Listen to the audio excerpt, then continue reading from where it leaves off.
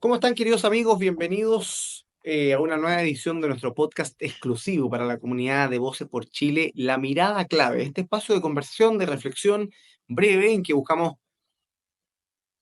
dilucidar y conversar respecto a los principales temas de actualidad, de contingencia que marcan la semana política y que permiten asomar algunos elementos para comprender las discusiones políticas que se están dando en una semana marcada por varias discusiones y por noticias de último minuto que vale la pena comentar en esta conversación con ustedes. Primero que todo, les agradezco a todos los que se están sumando al canal de YouTube de Voces por Chile. Ya vamos rumbo a pie firme a los 20.000 suscriptores, personas que se van sumando a la comunidad, que se hacen miembros del canal y aportan mensualmente una pequeña cifra para seguir creciendo. Esta semana más le dimos la bienvenida en el podcast de Voces por Chile a un nuevo auspiciador, Patagon Wines, que con la mejor calidad de vinos nos va a estar apoyando ahí en ese podcast que estamos haciendo toda la semana junto a Pacha Alpentier, Carlos Alberto Andrews. Esta semana estuvo Susana Plan, participa el doctor Acosta, Vicente Martínez, y además esta semana se sumó como auspiciador del programa Nuevas Voces en Agricultura, Colliers. Así que aprovechamos de agradecerles también ese apoyo a este proyecto que busca promover gente joven partidaria en las ideas de un Chile libre y, por supuesto, ir llegando cada vez a más personas. Entremos en materia. ¿Qué temas marcan esta semana política? Primero, por supuesto, eh, quiero partir escapando un poco a la política y rememorando dos fechas importantes.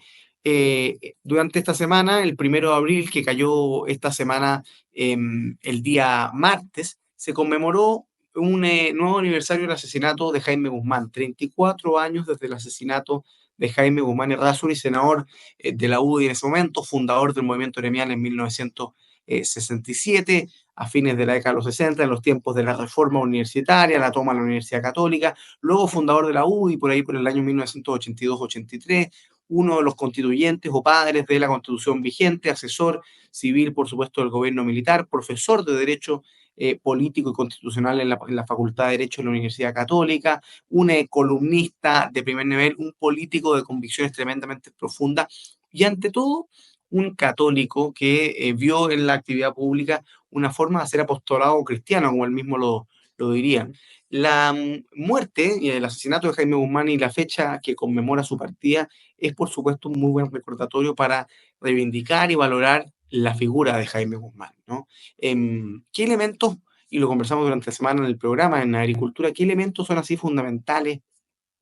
para comprender el pensamiento de Jaime Guzmán y el legado, yo diría, sobre todo de Jaime Guzmán? Yo diría tres o cuatro cosas que me parecen muy relevantes, ¿no? La primera, Jaime Guzmán era un tipo de profundas convicciones. El rector Juan de Dios Vial Correa, que era el rector de la Universidad Católica y amigo de Jaime Guzmán del colegio, en su discurso al día siguiente de la muerte de Jaime Guzmán, a un par de días en la Alameda, junto a miles de personas, dice: Jaime Guzmán era un hombre inflexible en sus convicciones. Era un hombre de profundas convicciones, de ideas muy arraigadas, muy formadas, muy estudiadas y muy comprendidas. Y eso lo hacía irreductible. Él, en su discurso de los 20 años de la fundación del movimiento gremial de la Universidad Católica, eh, da ese discurso en que dice esta frase tan conocida, ¿no? Nos detestan porque nos temen y nos temen porque nos saben irreductibles. Bueno, Jaime Guzmán era irreductible, entre otras cosas, porque la profundidad, la hondura de sus convicciones lo hacía implacable, lo hacía un contendor político tremendamente preparado, tremendamente profundo, tremendamente formado intelectualmente, y basta ver los debates en Esta Hora Se Improvisa y en otros programas que dan cuenta de la calidad intelectual, de la profundidad de Guzmán a la hora de defender sus posiciones, que eran muy claras, ¿no? Jaime Guzmán, en definitiva, lo que hace de algún modo es articular en el gremialismo y en su propuesta política del último cuarto del siglo XX dos corrientes de pensamiento. Por una parte, los principios de la doctrina social de la Iglesia, la dignidad humana, la libertad de las personas, la subsidiariedad,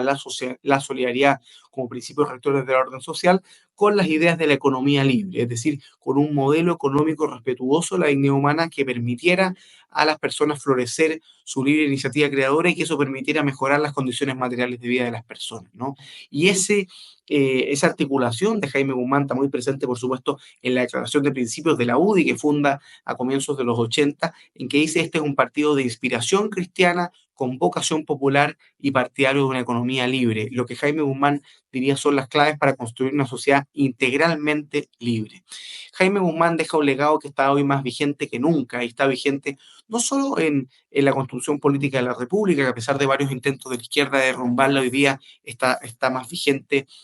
que nunca antes, sino también en movimientos políticos que hoy día ven en Jaime Guzmán un referente intelectual y político, ya no solo la UDI, sino también hoy día el movimiento republicano, Acción Republicana, Idea Republicana, quienes ven en Jaime Guzmán un referente intelectual y, por supuesto, un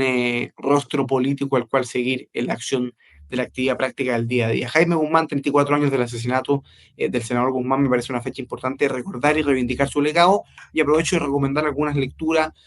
o productos interesantes para conocerlo. Me parece que no tiene desperdicio el discurso que está en YouTube del rector Juan de Dios Vial Correa frente a los restos mortales de Jaime Guzmán en la Alameda. Es un discurso extraordinario en que con una frase del bronce dice: la mano asesina que hirió a Jaime Guzmán escribió con su sangre su mejor elogio, ¿no? Y decía: mi última conversación con Jaime Guzmán fue especialmente grata porque Jaime Guzmán era un hombre que hablaba de Dios, y conversaban a propósito de un mensaje de San Pablo a sus discípulos. El discurso de Juan de Dios Correa, el libro de José Manuel Castro, Jaime Guzmán, Ideas y Política, que es la primera etapa de Jaime Guzmán, la fundación del gremialismo, cómo él pasa del corporativismo al gremialismo. Me parece que es un libro extraordinario de José Manuel Castro, los escritos personales de Jaime Guzmán y en general el contenido que tiene la Fundación Jaime Guzmán sobre Jaime, escrito sobre espiritualidad, la publicación de las obras completas de Jaime Guzmán en perspectiva, que es un libro que termina las obras completas, en que tuve la suerte de colaborar con un artículo del profesor Arturo Fermandois sobre Jaime Guzmán y el régimen presidencial en Chile. Creo que son obras que vale la pena mirar para conocer la figura de Jaime Guzmán. Agregaría además un documental que se publicó esta semana por parte de Acción Republicana, que está en YouTube, sobre por qué asesinaron a Jaime Guzmán, que creo que vale la pena conversarlo. En segundo lugar, esta semana también se cumplen 20 años desde la muerte de Juan Pablo II, del Papa Juan Pablo II, San Juan Pablo II para la Iglesia Católica, un Papa extraordinario que recorrió el mundo, de origen polaco, y que vivió en carne propia lo que fue la invasión polaca, primero de los nazis y luego de los soviéticos, ¿no? Polneo tuvo esa nota característica en el siglo XX, que estuvo sometida a dos de los totalitarismos más crueles de la humanidad, ¿no? Al nazismo, y luego es liberado, entre comillas, por los soviéticos y pasa a formar parte del eje comunista, en lo que César Migos trata, un autor, premio Nobel, trata en un libro que se llama El poder cambia de manos, que Alejandro San Francisco recomendó el pasado jueves en nuestro jueves de historia en Nuevas Voces. El Papa polaco llamaría unos años después, por ahí por los 90, tanto al nazismo como al comunismo las ideologías del mal, porque él conoció en carne propia el impacto que el nazismo y el comunismo generaban en su sociedad, y significó además una formación de carácter para Juan Pablo II que marca su papado, ¿no? Varios de ustedes, católicos o no católicos, conocerán el papado de Juan Pablo II, entre otras cosas, por su anticomunismo, ¿no? Y por su trabajo en favor de los derechos fundamentales y de la democracia a lo largo y ancho del mundo. Son múltiples las encíclicas de Juan Pablo II, escribió, yo diría, unas 14 o 15 encíclicas, entre ellas Evangelium Vitae, que este año cumplió ni más ni menos que 30 años desde su publicación, un 25 de marzo de 1995, una encíclica que reivindica y repasa el valor de la vida humana. 25 de marzo, que es el día más en Chile del que está por nacer y la adopción. 30 años de la encíclica Evangelium Vitae, pero también publicó en 1998 Fides et Ratio, publicó Centésimos Annus el 1 de mayo de 1991, a 100 años de la encíclica Rerum Novarum, que es una de las encíclicas más influyentes de la Iglesia Católica, Veritatis Splendor en 1993, Labores Exercens, Divers in Misericordia, Redemptor Homines, que es la primera en 1979, un papa que estuvo no solo mucho tiempo en el papado, sino más acompañado por grandes figuras como Joseph Ratzinger, que fue el prefecto para la Congregación de la Doctrina de la Fe, cardenal, y quien influyó mucho en Juan Pablo II, en su pensamiento, en sus encíclicas sociales, en sus encíclicas pastorales, en sus encíclicas relativas al sacerdocio. Juan Pablo II, una figura notable. Hay un libro que se llama La Triada, se llama prácticamente así, La Triada que venció al oso, un libro de Juan Pablo II, Margaret Thatcher y Ronald Reagan, y que cuenta y que relata cómo estas tres figuras, Margaret Thatcher en el Reino Unido, Ronald Reagan en Estados Unidos y Juan Pablo II, calzaron en un momento histórico y hicieron influencia positiva para que terminara colapsando el régimen soviético y la dictadura comunista en el eje oriental de Europa, y terminara derribándose el muro de Berlín, ahí entre 1989 y 1991, con la disolución de la Unión Soviética y, por supuesto, con la caída del mundo comunista en buena parte de Europa, ¿no? Y con la llegada entonces de la democracia liberal, que más adelante Francis Fukuyama va a titular como el fin de la historia, ¿no? En ese libro o artículo que publica preguntándose, pero de algún modo afirmando que la economía libre por una parte y la democracia liberal por otra eh, eran en definitiva una suerte como de conclusión final de la disputa ideológica del siglo XX y podía ser el fin de la historia desde el punto de vista de la disputa ideológica intelectual, ¿no? Eso, por supuesto, hoy día admite bastantes matices y yo diría incluso una tesis que podríamos declarar como superada o los debates que están dando hoy día en el mundo. En materia política, una semana marcada por cosas bien interesantes. Conocimos hace pocas horas la decisión del Tribunal Constitucional por 8-2, es decir, por una inmensa mayoría de sus miembros, de declarar el cese de su cargo de la senadora Isabel Allende por infringir la Constitución. ¿Por qué? Porque existe una prohibición expresa de la Constitución en su artículo 60 de que los parlamentarios no pueden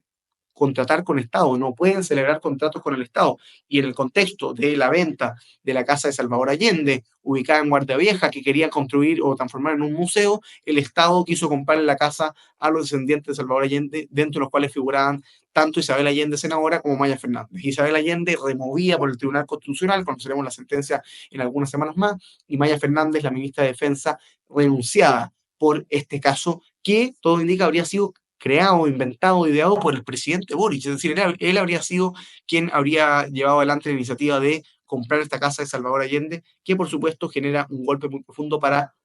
el Partido Socialista, para la figura de Allende, para el legado que a algunos les gusta tanto reivindicar de Salvador Allende. Punto de quiebre, titulado hoy día La Tercera, una nota respecto a la situación del Partido Socialista con el gobierno. Incluso habrían personas en el mundo socialista que estarían pensando abandonar el Ejecutivo, dado la crisis en que entró el mundo socialista por la destitución que declaró ayer el Tribunal Constitucional de la senadora Allende, en una gran labor no solo la bancada republicana que presentó el requerimiento, también bancada de Chile Vamos, sino el abogado Emiliano García, quien alegó ayer ante el Tribunal Constitucional, secundado luego cronológicamente por Max Pavés, abogado de la UDI, quienes lograron un fallo histórico y, como bien dice Arturo Fermanduá, un destacado constitucionalista hoy día en el Mercurio, fue un golpe correctivo necesario para el funcionamiento democrático. Fue una sentencia que recuerda que las inhabilidades y las prohibiciones a las que están sometidos los parlamentarios y los ministros de Estado tienen valor real, una fuerza normativa auténtica y no son simplemente una bonita declaración, sino que tienen contenido real. Ignorancia, mala fe, ¿qué es lo que lleva a una persona como Isabel Allende, que lleva 30 años en el Congreso, a tratar de firmar un contrato sabiendo que tiene la inhabilidad? O nos vamos a creer que Isabel Allende no sabía que tenía prohibido contratar por el Estado después de estar 30 años viviendo del Estado. Es un poco curioso. Yo creo que aquí queda al menos la pelota en la cancha del presidente Boric, quien va a tener que transparentar a la ciudadanía y explicarse que efectivamente fue él el que había dado la instrucción o quien dio la idea de comprar esta casa, porque lo cierto es que puso a la institucionalidad en una situación bastante límite y terminó condenando a Isabel Allende a la destitución de su cargo. En materia presidencial, bueno, la última cadena muestra un escenario bastante abierto. No sé si la vieron el domingo pasado. Matei baja de 20 a 18, José Antonio Caz sube de 10 a 13, Johannes Kaiser sube de 11 a 13 puntos. Es decir, tanto Kaiser como Cast están apenas a 5 puntos de Billy Matei, lo que algunos pensaban que era una carrera corrida. La verdad es que es un escenario presidencial bastante abierto. Es probable que en los próximos días conozcamos la candidatura presidencial de Janet Jara, que ha sido más lenta de lo que pensábamos. Carolina Tobá está en el orden de los 5, 7, 8 puntos en las distintas encuestas, y se conoció hace pocas horas que Gonzalo Winter sería el candidato presidencial del Frente Amplio. Gonzalo Winter, diputado por el Distrito 10, que en su primera elección salió arrastrado por Yoyo Jackson, ayer fue proclamado como el candidato presidencial del Frente Amplio y anunció que iría a primarias con Carolina Toa. Gonzalo Winter, más de lo mismo y peor que lo que existe hoy día. Decía alguien en la radio hoy día con algo de razón, por lo menos Gonzalo Winter se tituló de Derecho en la Universidad de Chile, no así el presidente de la República. Un escenario abierto que da para conversar y que por supuesto en las próximas horas vamos a tener novedades sobre cómo se mueve el panorama presidencial. Semana compleja para Johannes Kaiser, lo dijimos en el podcast de Voces por Chile, tocó ciertas teclas o se metió en ciertos temas que son bastante polémicos. Uno de ellas fue la crítica al plan de inmunizaciones o al plan de vacunación que existe universal para los niños en Chile. Habló de 70 y tantas dosis, no era así. Luego dijo que se refería a Estados Unidos. La verdad es que yo soy de los que creen que el plan de vacunación en Chile es un orgullo nacional, creado y ratificado durante el gobierno militar, ha permitido aumentar de manera impresionante la expectativa de vida, disminuir la mortalidad infantil y permitir que los niños en China sean prácticamente inmunes a enfermedades que en otras partes del país siguen asesinando niños día a día. Así que creo que ha sido una semana compleja para Johannes Kaiser, así lo titulaban varios medios. Veremos cómo impacta eso en las encuestas y cómo se sigue desarrollando, por supuesto, el panorama presidencial. En materia parlamentaria, sigue el discurso estéril y, a mi juicio, voluntarista de la unidad por parte de los sectores de Chile Vamos, unidad a todo evento, ahí quieren una única lista, cuestión que a mí me parece un claro error. A mí me parece que está probado, y así lo demuestran las elecciones del 2021, del 2023 y del 2024, que la mejor forma de apostar a que la derecha tenga mayoría en el Parlamento, tanto en la Cámara de Diputados como en el Senado en la elección de noviembre, es que haya una competencia inteligente entre dos listas. Por una parte, la lista del centro y de la centro-derecha, Chile Vamos y los partidos que se desprendieron de la democracia cristiana, y por otra parte, una lista de derecha que agrupa al Partido Republicano, al Partido Social Cristiano y al Partido de Johannes Kaiser, y que eso permita enfrentar en dos listas potentes una elección parlamentaria que permita conseguir mayoría para la oposición en el Congreso y que por lo tanto permita revertir buena parte del daño que el presidente Boric le ha hecho a Chile en estos 4 o 3 años y medio de gobierno, y por supuesto que saca el país del estancamiento. Misma frase que decía ayer Gonzalo Winter, a propósito dijo que hay que sacar a Chile del estancamiento. Interesante que lo diga el candidato presidencial del gobierno. Escenario abierto, interesante el que se está viviendo políticamente en Chile. Probablemente en los próximos días sigamos conociendo reacciones de la destitución de la senadora Allende, que es lo que marca esta semana en materia política, qué duda cabe, y por supuesto vamos a estar atentos también a lo que sigue ocurriendo en materia de en la investigación por el caso Monsalve. Esta semana se revisaron las cautelares y se decidió mantener en prisión preventiva, lo que vaya a pasar con Katy Barriga y, por supuesto, lo que vaya a ocurrir con el gobierno del presidente Boric, que después del bombazo del Tribunal Constitucional Isabel Allende y de haber acreditado al tribunal, sin perjuicio de la sentencia, no lo conocemos, 8 de 10 ministros del Tribunal Constitucional haber acogido el requerimiento, por lo tanto, dándonos a entender que había infracción constitucional en el contrato de compraventa de la Casa Allende. La verdad es que la pelota hoy día queda para el presidente Boric, quien deberá explicar si es que quiso derechamente vulnerar la Constitución o bien si es que ignoraba una norma tan importante, lo que vuelve a mostrar su poca capacidad, competencia y preparación y conciencia de la magnitud del cargo que emplea. Semana movida aquí en Voces por Chile, muchos programas, por supuesto el domingo a las 8 de la tarde, programa La Cuenta, muy invitados a verlo, muy invitados a suscribirse y a participar aquí de nuestra comunidad de Voces por Chile, a hacerse miembro. Si usted tiene alguna pyme, quiere auspiciar algún programa, quiere que lo mencionemos, conversemos, porque cada vez vamos creciendo y somos más las personas que nos sumamos a la comunidad de Voces por Chile para compartir, promover las ideas de un Chile libre, un Chile grande, entre las nuevas generaciones y para seguir construyendo un Chile que se respete la dignidad humana y en que las ideas de la libertad sigan creciendo. Un gran abrazo a todos y espero que disfruten esta conversación. Seguimos atentos y conversando en los programas de Voces por Chile y todos los días de 1 a 2 de la tarde en Nuevas Voces de Agricultura. Un gran abrazo y que estén muy bien.